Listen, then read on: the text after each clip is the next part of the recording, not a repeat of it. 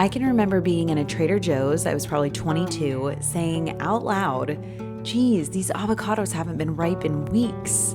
This feels embarrassing to say now, but I think it just literally didn't occur to me that there is seasonality to food, and that December isn't exactly a bountiful one.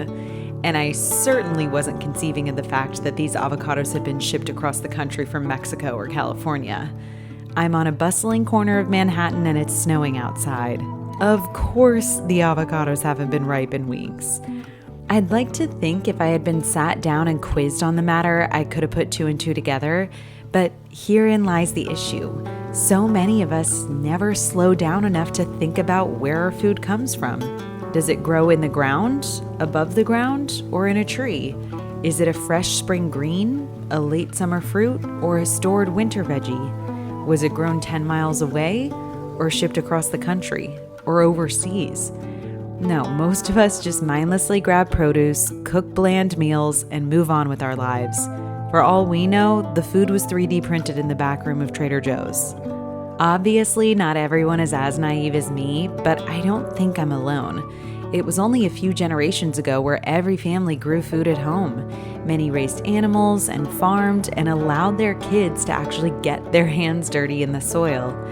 But somewhere between the Industrial Revolution and the rise of commercial supermarkets came not only a break in our connection to the food we consume, but a disregard for farming as a craft altogether.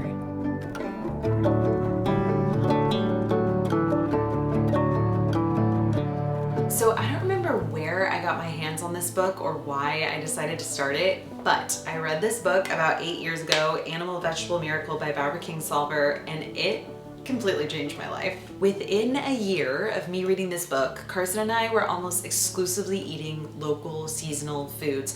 We would still get things like grains and citrus and stuff from a conventional grocery store, but all of our produce, all of our meat, a lot of our dairy products were coming from local sources. This is still how we shop to this day, 8 years later. And this shift, this way of eating over the years has completely shaped who I am and who we are as a family. When you commit to eating locally and therefore seasonally, you're firstly voting with your dollar. You're putting your money towards supporting farmers who really feel passionately about food and who really care about sustainability and the long-term health of the soil and flavor, which is important. But you're also learning the art of patience, which for me has really led to a lot of gratitude and just true reverence for food. I shared a video on YouTube earlier this year called The Beauty of Inconvenience, and this book is really where that whole idea started for me. Sure, you can buy a tomato in February in a brightly lit grocery store,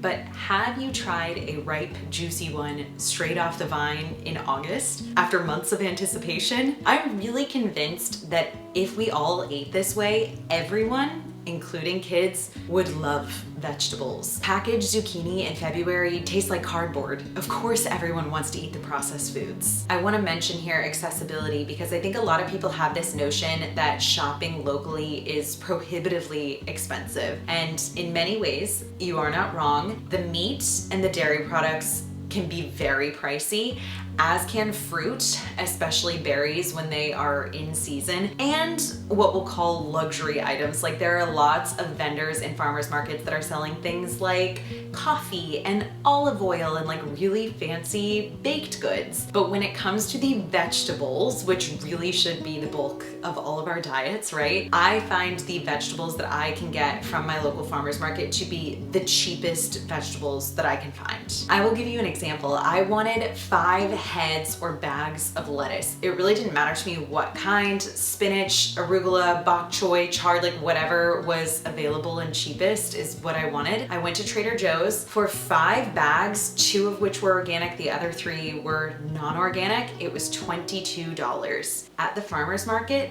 $15 for 5 heads of lettuce that were grown by a farmer that I know personally with lots of love, that were picked that morning, super fresh and delicious. $15. And this is not going to be the case everywhere, but at least where I am located, the best deal on eggs, hands down, is at the farmer's market. You can get 2 dozen, 24 fresh extra large organic eggs for $10. We often just fixate on the dollar amount itself, but not every dollar is created equal. These farmers are doing literally everything themselves. They are out there from sunrise to sunset, using sustainable methods, really enriching the soil, giving their animals a good life. Meanwhile, industrial farms are degrading the land and truly torturing their animals for slaughter. Honestly, we should be paying these farmers more. I think it really just comes down to what your priorities are. And everyone's gonna have different priorities, and that's okay. Carson and I decided a long time ago that our number one priority is food.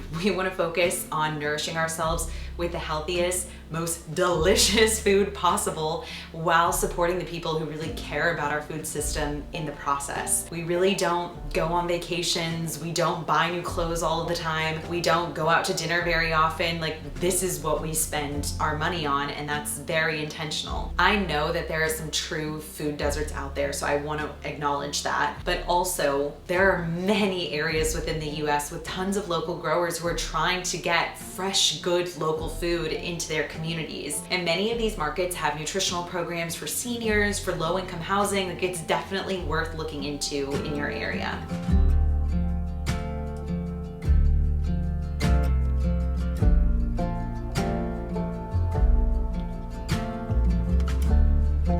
Okay, so welcome to my garden. I am a total amateur. This is my first time growing food myself. Well, that's not true. I did try to grow some stuff in a tiny closet in my New York City apartment, but it was a total fail. So this is my first actual success. I decided to only try to grow 4 different plants just because I didn't want to bite off more than I can chew. But this has very quickly become like my favorite part of the day. I love coming out here, checking in on the plants, watering them, smelling them, seeing them grow and change, and trying to figure out how I can adjust them to help them grow even better. As I'm sure you can tell from this video, I love food, and growing my own food is something that I have wanted to do for so long. Hence why I literally tried to grow tomatoes in a closet.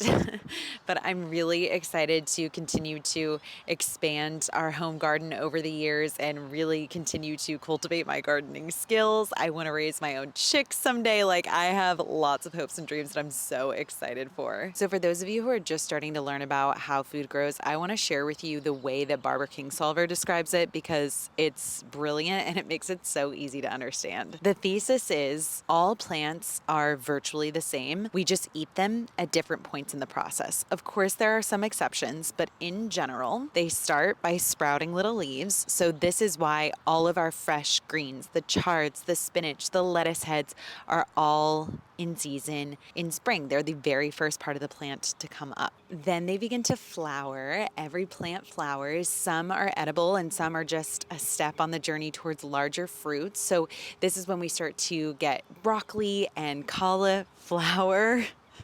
Is your mind blown? Mine was cauliflower, and some more mature lettuce heads like cabbages. My tomato and pepper plants actually flowered, but then they just continued on in their journey towards producing fruit, which you can kind of see back here.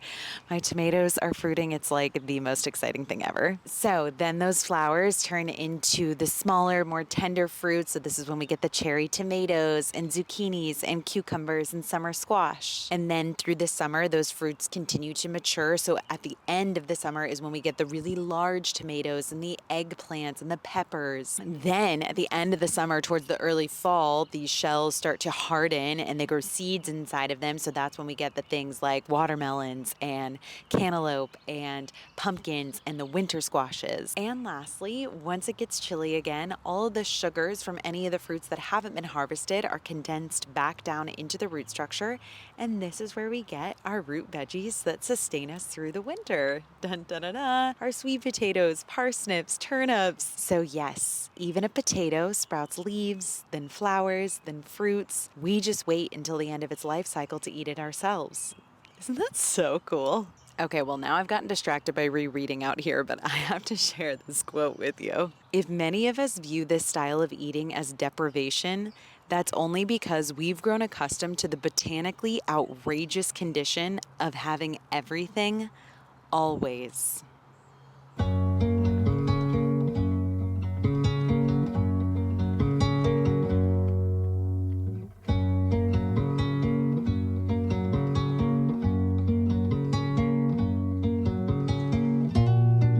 If you've been feeling disconnected, constantly rushed, or even lacking purpose, I encourage you to just stroll through a farmer's market. Get 1 or 2 items that are speaking to you and just soak up the energy of the people who've got their hands in the dirt day in and day out in an effort to nourish their communities. They're all so kind and welcoming, and their food tastes unreal.